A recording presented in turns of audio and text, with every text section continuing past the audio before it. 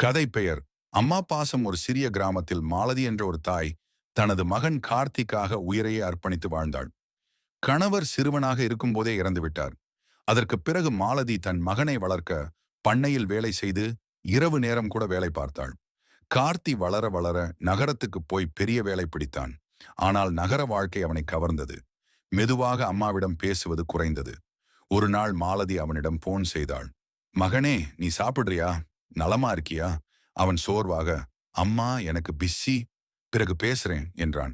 சில நாட்களில் மாலதி நோய்வாய்ப்பட்டு படுக்கையில் கிடந்தாள்.